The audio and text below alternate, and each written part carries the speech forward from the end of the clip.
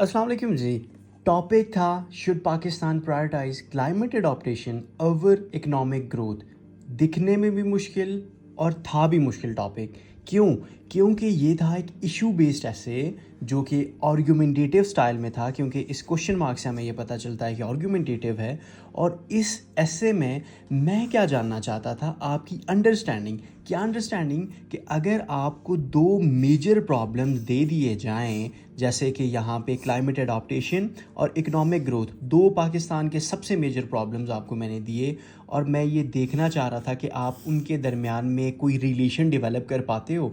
और सबसे ज़्यादा बढ़ के जो चीज़ मेरे नज़दीक थोड़ी सी ट्रिकी थी, जो आपको मैंने तंग करने के लिए दी हुई थी, वो ये था कि आप अक्सर क्या करते हो, Pakistan should prioritise climate adaptation. जो चीज़ पहले दी गई है आप कहते हो कि सर वो ठीक है, बाद वाली के साथ हमने डिसएग्री करना है। लेकिन यहाँ पे अगर मैं आपको थीसिस स्टेटमेंट सॉरी आउटलाइन दिखाऊं, तो आउटलाइन तो बिल्कुल कुछ और कह रही है। आउटलाइन तो कुछ और कहानी पढ़ रही है, बिल्कुल अलग आर्ग्यूमेंट्स हमें दे रही है। उसके बाद नीचे हमें काउंटर आर्ग्यूमेंट भी दिया जा रहा है। तो जी वेलकम टू योर आउटलाइन 3, जो कि टॉपिक दिया गया था आपको, Pakistan should Pakistan prioritise climate adaptation over economic growth. Question mark indicates कि भाई अगर आप the art of essay writing के स्टूडेंट हैं तो आपको ये पता होगा कि ये आपका आ चुका है आर्ग्यूमेंटेटिव एसे। आर्ग्यूमेंटेटिव एसे में हमने क्या करना होता है, एक साइड को एज अ स्टांस लेना होता है। हमने कहना होता है कि पाकिस्तान को ए को प्रायोरिटाइज करना चाहिए या बी को, और जिस चीज़ का हमने कहा है फिर उसके हमने नीचे ग्राउंड रीजंस देने हैं, बहुत सारे रीजंस देने हैं, full of facts and figures and examples, ताकि हमारा आर्ग्यूमेंट स्ट्रांग लगे। और ना सिर्फ हमने अपना आर्ग्यूमेंट देना है, बल्कि हमने क्या करना है, जो हमारा ओपोनेंट है जो कि दूसरी बात कर रहा है, जो कहता है कि नहीं ऐसा नहीं होना चाहिए, हमने उसको गलत भी साबित करना है। तो आर्ग्यूमेंटेटिव ऐसे का ये स्ट्रक्चर होता है जो कि आपको बहुत अच्छे से आता है। तो चलिए अब शुरू करते हैं अपनी इस थीसिस आउटलाइन को शुरू करते हैं। और आपने क्या करना होता है, इंट्रोडक्शन की हेडिंग देनी होती है एज वी ऑल नो। और उसके बाद सिंस दो डिफरेंट टर्मिनोलॉजीज यूज़ की गई हैं कि क्लाइमेट अडेप्टेशन पता नहीं क्या चीज़ है और उसका इकोनॉमिक ग्रोथ के साथ क्या रिलेशन है, तो मुझे इनको डिकोड करना होगा। अगर तो आपने यहाँ पे ये लिखा कि let's decode relation, decode economic growth and climate adaptation, no, हमने क्या करना है, देखें आउटलाइन क्या होती है। आउटलाइन आपका वो पूरे का पूरे एस्से का एक आपकी एक झलक होती है, ठीक है।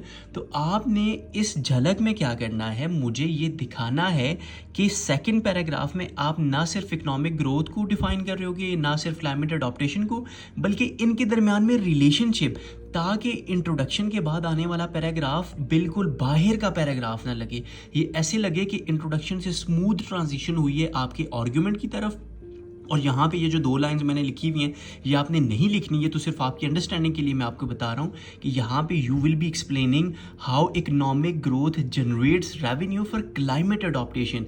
यानी अगर मैं ये कहना चाह रहा हूँ कि क्लाइमेट का जो आपकी इकोनॉमिक ग्रोथ है वो जनरेट करती है रेवेन्यू क्लाइमेट अडॉप्टेशन के लिए, तो थोड़ा सा हिंट मिल रहा है ना कि ये बंदा जो लिख रहा है वो शायद इकोनॉमिक ग्रोथ को आगे सपोर्ट करेगा। तो आने वाले पैराग्राफ की टोन में यहाँ पिछले पैराग्राफ में सेट कर रहा हूँ, ठीक है। यहाँ पे मैं क्या करूँगा, कोई एक एग्जाम्पल के तौर पे ये बात करूँगा कि how a stronger economy enhances technological advancements, infrastructure development and social welfare, all of which contribute to effective climate adaptation. तो अब आपको ये बात समझ आ रही है ना कि हमने दूसरा जो पैराग्राफ लिखना होता है, जिसको हम नेक पैराग्राफ कह रहे होते हैं, ये ट्रांजिशन है इंट्रोडक्शन से आपके अपने स्टांस के बीच में। आप यहाँ पे बैठ के डेफिनेशन लिख रहे होंगे इकोनॉमिक ग्रोथ की, यहाँ पे बैठ के आप क्लाइमेट अडॉप्टेशन को डिफाइन कर रहे होंगे, विच इज़ नॉट मैंडेटरी, जो कि लाजिम है ही नहीं है। क्यों? क्योंकि आपने हमेशा, अगर मेरे स्टूडेंट हैं आपने, तो आपने ये चीज़ जानी होगी, समझी होगी थ्रू आउट उस पूरे सेशन के दौरान कि आपने राइटिंग में एक फ़्लो, एक कंसिस्टेंसी, ठीक है जी, और आपने रेलेवेंसी रखनी होती है टॉपिक के साथ। तो टॉपिक ज़रा भी ये जो पैराग्राफ है बाहर का ना लगे, हमने क्या करना है, इसमें अपने स्टांस की क्लैरिटी यहीं पे दे देनी है। तो जब आपने अपने स्टांस की तरफ थोड़ी सी डेविएशन शो कर दी, तो अब आएंगे आपके वो बेहतरीन किस्म के आर्ग्यूमेंट्स जो कि फुल ऑफ रेफरेंसेस हैं, एग्जांपल्स हैं, उसमें फैक्ट्स पड़े हुए हैं, ठीक है जी, परसेंटेजेस आपको नज़र आ रही हैं। तो ये वो आर्ग्यूमेंट्स हैं जो आप दे रहे हो और आप ये कह रहे हो कि नहीं जी, पाकिस्तान को तो क्लाइमेट अडॉप्टेशन को तो प्रायोरिटाइज करना ही नहीं चाहिए, पाकिस्तान को इकोनॉमिक ग्रोथ को प्रायोरिटाइज करना चाहिए। क्यों? क्योंकि अगर इकोनॉमिक ग्रोथ होगी तो क्लाइमेट अडॉप्टेशन तो ऑटोमेटिकली हो जाएगी। क्यों? क्योंकि हमें ये अब पता चल चुका है, एक है मेजर प्रॉब्लम, ठीक है जी, और एक है आपका माइनर प्रॉब्लम। तो हमने मेजर क्लाइमेट को नहीं रखा, हमने माइनर रखा है उसको, और मेजर हमने रखा है कि भाई हमारा क्लाइमेट आपका इकोनॉमिक ग्रोथ है, ये असल मसला है, इसकी वजह से ये मसला हल हो जाएगा। अब चलते हैं किसके ऊपर जी, अपने आर्ग्यूमेंट्स के ऊपर। आर्ग्यूमेंट्स देखने की कोशिश करते हैं। सबसे पहला हम अब जो अपनी थर्ड मेन हेडिंग होगी वो क्या होगी कि Pakistan should prioritise economic growth over climate resilience. अब उसकी रीजंस मैं क्या दूंगा, मैं क्या कहूँगा, मैं क्या वो तरीके इस्तेमाल करूँगा जिससे ये बात साबित हो जाए। सबसे पहली मैंने क्या हुआ, हमने सोचा रेवेन्यू या इकोनॉमिक टर्म्स में कि भाई economic growth increases government revenues, और जो इनेबल करते हैं गवर्नमेंट को by for investment in climate adaptation infrastructure. Simple तरीन लाइन कि भाई इकोनॉमिक ग्रोथ से पैसा आएगा और वो पैसा क्लाइमेट अडॉप्टेशन और क्लाइमेट इंफ्रास्ट्रक्चर के ऊपर हम क्या करेंगे, इन्वेस्ट करेंगे।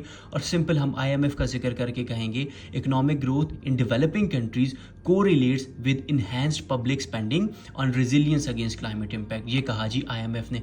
अब हमने टोन सेट कर दी, हमने किसकी, कंट्रीज़ का जिक्र किया। अब आगे पाकिस्तान पाकिस्तान पाकिस्तान का ही हम जिक्र करेंगे, क्योंकि हमने ऊपर जिक्र किया है कि पाकिस्तान शुड प्रायोरिटाइज। तो हमने ये भूलना नहीं है कि हमने पाकिस्तान को मेजरली डिस्कस करना है, हमने ज़्यादा एग्जांपल्स पाकिस्तान की देनी है। यहाँ पे हमने एक जनरल एग्जांपल दे दी IMF का जिक्र करके, ठीक है जी। और अब हम क्या करने लगे हैं, हम आने वाले हैं अपने अगले आर्ग्यूमेंट की तरफ कि a robust economy often correlates with stronger institution. यानी आपकी इंस्टीट्यूशन तब स्ट्रांग होती है ना जब आपकी रोबस्ट इकॉनमी होगी, which are essential for effective climate adaptation. कि जब तक आपका इंस्टीट्यूट ही बेहतर नहीं है तो तब तक तो आपकी क्लाइमेट की अडॉप्टेशन नहीं होगी, और इंस्टीट्यूट्स को बेहतर बनाने के लिए एक रोबस्ट इकॉनमी का होना बड़ा ही ज़रूरी है। तो एग्जाम्पल मैं क्या दूंगा, Pakistan national climate change policy NCCP and national adaptation plan NAP, इसका आपको पता होना चाहिए, ये रिक्वायर करते हैं a well functioning institutional framework to implement adaptation measures. दुनिया का कोई अडॉप्टेशन मेजर लेके आ जाओ, जब आपकी इंस्टीट्यूशन ही ठीक नहीं होगी तो कैसे आप इंप्लीमेंट कर पाओगे। यहाँ पे हमने फिर क्या किया, हमने ये बताया इकॉनमी रिलेट करती है स्ट्रॉन्गर इंस्टीट्यूशन के साथ, और स्ट्रॉन्गर इंस्टीट्यूशन क्या करते हैं, क्लाइमेट अडॉप्टेशन को इफेक्टिव बना देते हैं। दो आर्ग्यूमेंट्स अब पाकिस्तान के डिफेंस में हम क्या कर रहे हैं, पाकिस्तान के उसमें पाकिस्तान की रेफरेंस के तौर पे पाकिस्तान को रख के हम ये बात साबित कर रहे हैं इकोनॉमिक ग्रोथ ज़रूरी है। एक और आर्ग्यूमेंट हम आपके एग्जामिनर को प्रोवाइड करते हैं जी, economic stability reduces vulnerability to climate shocks. जो कंट्रीज इस टाइम पे क्या है इकोनॉमिकली स्टेबल हैं, वहाँ पे तो एक क्लाइमेट शॉक्स हमें बहुत कम देखने को मिल रहे होते हैं। इकोनॉमिक लॉसेस की एग्जाम्पल देते हैं जो कि 2022 के फ्लड थे, आपने ये न्यूज़ में भी डेफिनेटली पढ़ा होगा। एस्टिमेटेड एट ओवर $30 बिलियन, जो कि ऑलमोस्ट 9% या 10% ऑफ पाकिस्तान GDP था।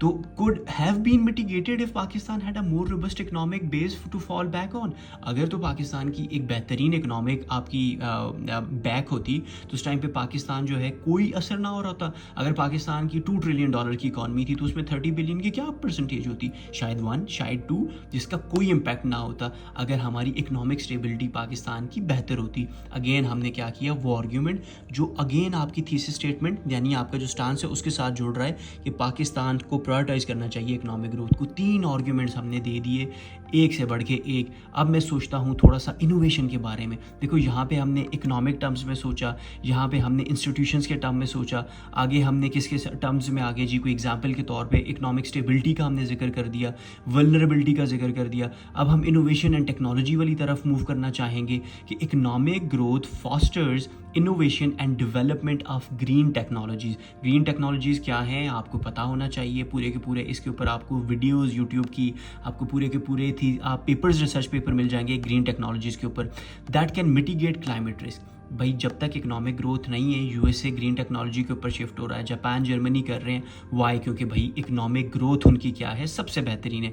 तो पाकिस्तान का वो एम कि 60% रीन्यूएबल एनर्जी पे और 30% इलेक्ट्रिक व्हीकल्स पे हम 2030 तक शिफ्ट हो जाएंगे, is more feasible with a strong economic foundation. जब तक इकोनॉमिक फाउंडेशन नहीं होगी तब तक हम शिफ्ट हो ही नहीं पाएंगे। एक और बेहतरीन आर्ग्यूमेंट हमने दे दिया। 5वां आर्ग्यूमेंट यानी हमारा 7वां पैराग्राफ या 5वां आर्ग्यूमेंट क्या बन रहा है कि economic growth leads to improved education. है अभी हम एजुकेशन का जिक्र कर रहे हैं, इससे क्या, एजुकेशन एंड सोशल वेलफेयर। अब आप बैठ के सोचोगे सर एजुकेशन कहाँ, इकोनॉमिक ग्रोथ कहाँ, सोशल वेलफेयर कहाँ और इकोनॉमिक ग्रोथ कहाँ। लेकिन कॉमा लगा के जो आपने चैप्टर 1 में जीरेंस का कॉन्सेप्ट सीखा था, आप जीरेंट यूज़ करो, enabling communities to adapt better to climate challenges. हाँ, अब आपने जीरेंट यूज़ करके बता दिया कि ये जो पीछे बात है उसका असर क्या है कि भाई ये इनेबल कर रहे हैं कम्युनिटीज़ को ताकि वो अडॉप्ट कर सकें क्लाइमेट चैलेंजेस के लिए बेहतर तरीके पे ख़ुद को अडॉप्ट कर सकें। अब यहाँ पे पाकिस्तान की एग्जांपल तो हम दे नहीं सकते, क्यों? क्योंकि पाकिस्तान तो अभी स्ट्रगल कर रहा है। तो यहाँ पे अगर आप लॉजिकल हो के सोचें, जो कि लॉजिकल होना ज़रूरी बनता है, तो इन इंडिया हम एग्जाम्पल देंगे, एक ऐसी कंट्री जो कि पाकिस्तान के साथ आज़ाद हुई, पाकिस्तान से अब कई हाथ आगे है, उसकी एग्जाम्पल दे के हम थोड़ी सी वो इमोशनल एलिमेंट ला रहे हैं कि economic improvement in India have led to enhanced education programmes on climate adaptation. ठीक है जी, क्लाइमेट के ऊपर, जिससे कम्युनिटीज़ बेटर अंडरस्टैंड और रिस्पॉन्ड कर पाती है इन्वायरमेंटल चैलेंजेस को। ठीक है जी, इसमें आप हरियाणा की एग्जाम्पल दे सकते हैं, इसमें आप बहुत मज़े की स्टेट का एक नाम है, अक्सर मैं स्टेट्स के नाम अब भूल जाता हूँ, तो आप उसका जिक्र कर सकते हो, जो जिसने अभी रिसेंटली $260 बिलियन का जीडीपी एक स्टेट ने जनरेट करके दिया है। ठीक है, मे बी कोलकाता, या नहीं कोलकाता नहीं है, खैर छोड़ें उसको। तो इकोनॉमिक ग्रोथ ने क्या किया, इंडिया में क्या कर दिया, कम्युनिटीज़ को बेटर अंडरस्टैंड और रिस्पॉन्ड करने के काबिल बना दिया। ठीक है जी, आपने उसका जिक्र कर दिया, वंडरफुल। ठीक है जी, आपके 5 आर्ग्यूमेंट्स हो गए, छठा आप आर्ग्यूमेंट देते हो, अब थोड़ा सा इकोनॉमिक टर्म्स के साथ जुड़े रहना है ना हमने, क्योंकि इकोनॉमिक हमने बात करनी है। तो अ ग्रोइंग इकॉनमी अट्रैक्ट करती है फॉरेन इन्वेस्टमेंट और इंटरनेशनल एड को, और जो कि फोकस्ड कर सकती हैं क्लाइमेट अडॉप्टेशन के ऊपर।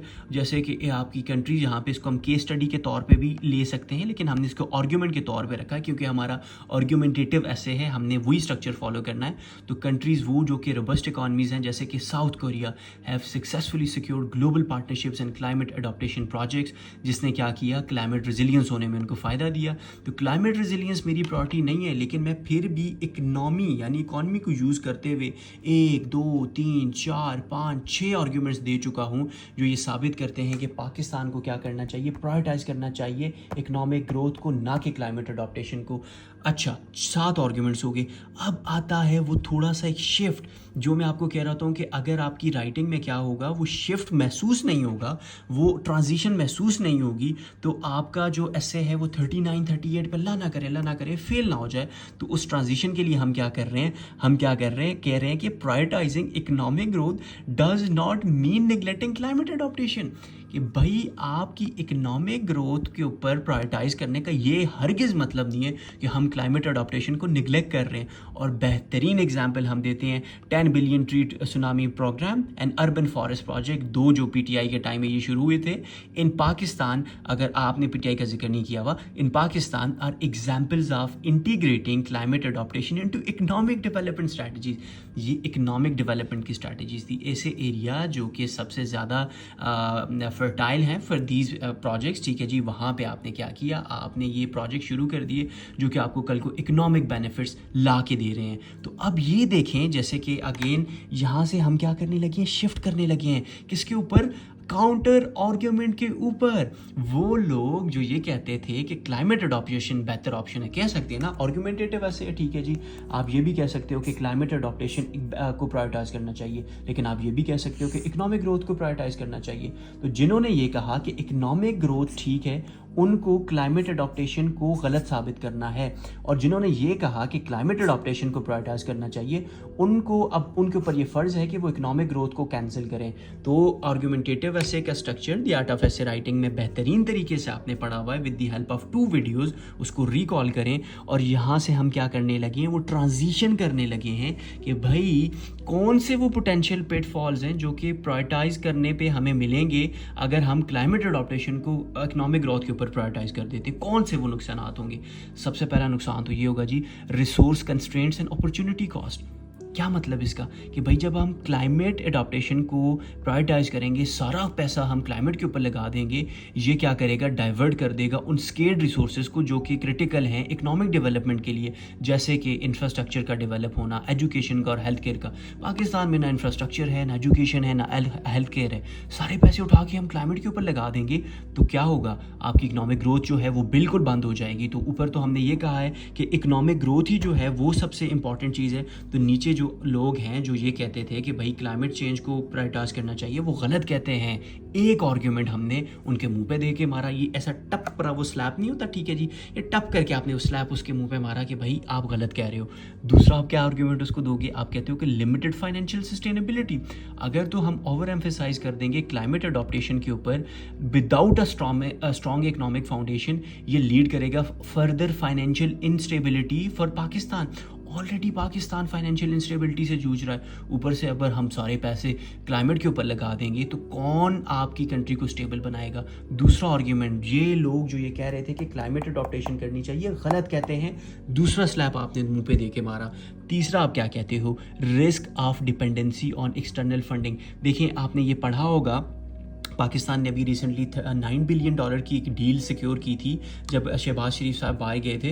तो क्लाइमेट अडॉप्टेशन के लिए आपको यूजुअली फंडिंग और एक्सटर्नल सोर्सेज पे रिलाई करना पड़ता है। तो अगर relying heavily on adaptation efforts, ये लीड कर सकता है डिपेंडेंसी ऑन इंटरनेशनल फंड्स। जैसे कि हम IMF के ऊपर डिपेंडेंट हुए हुए ना, तो कितना नुकसान हमें देखने को मिल रहा है। पेट्रोल की प्राइस कहाँ 70 और कहाँ 250 के ऊपर गई हुई आज। तो इसी तरह अगर हम क्या करेंगे, क्लाइमेट को प्रायोरिटाइज कर देंगे, तो हम जिस तरह IMF पे इकोनॉमिकली डिपेंडेंट हो चुके हैं, हम एक्सटर्नल इंटरनेशनल फंड्स के ऊपर क्या हो जाएंगे, डिपेंडेंट हो जाएंगे। कॉमा डाल के हम फर्दर आगे उसकी एक्सप्लेनेशन दे रहे हैं, which are often limited and competitive, जो कि बड़े लिमिटेड से होते हैं और उनको हासिल करने के लिए बड़ी तगदो करनी पड़ती है। वही फैक्ट वाली एग्जांपल अगर आपको मैं दूँ तो 2022 का जो फ्लड था उसने पाकिस्तान को $30 बिलियन का नुकसान दिया और उसके बदले में सिक्योर हमने किया $21 बिलियन का नुकसान पाकिस्तान को देखने को मिला।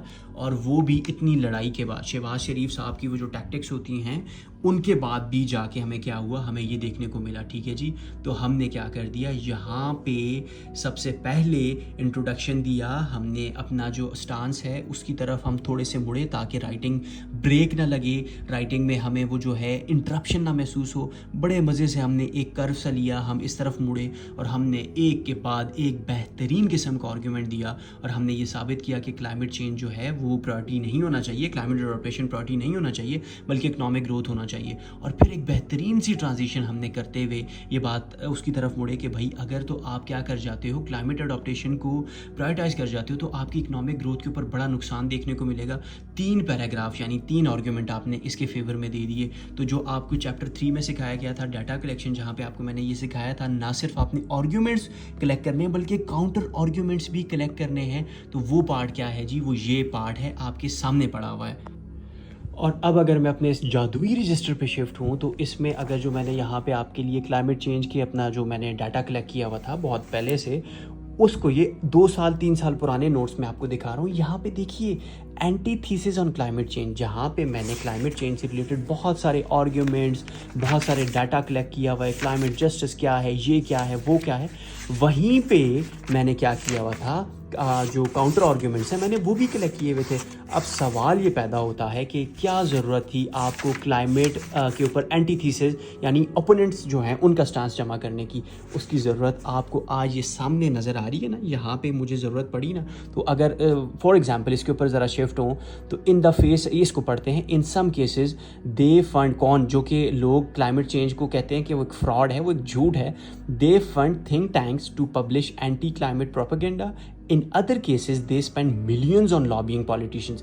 या तो वो क्या कर देते हैं, थिंक टैंक्स को ख़रीद देते हैं या पॉलिटिशियंस को ख़रीद देते हैं। तो इसी तरह जहाँ पे ये आपका साइंस एंड टेक्नोलॉजी का मेरा आर्ग्यूमेंट्स थे, ये पूरा रजिस्टर भरा पड़ा हुआ है डाटा से। ठीक है जी, किस लिए कि भाई कल को जब ये इस तरह के एसेज आपको लिखने पड़ते हैं, दिमाग आपको अपना लगाना पड़ता है, तो उसके लिए ज़रूरी है चैप्टर 3, जो चैप्टर 3 आप पढ़ चुके हो डाटा कलेक्शन में, अपने नोट्स भी कुछ शेयर किए हुए हैं। ठीक है जी, आपको ये भी बताया गया है कि आपने ये डाटा कलेक्ट करना है। So if you are surprised कि सर ये इतना डाटा कहाँ से आता है, तो इतना डाटा इतने बड़े रजिस्टर्स रखने से आता है।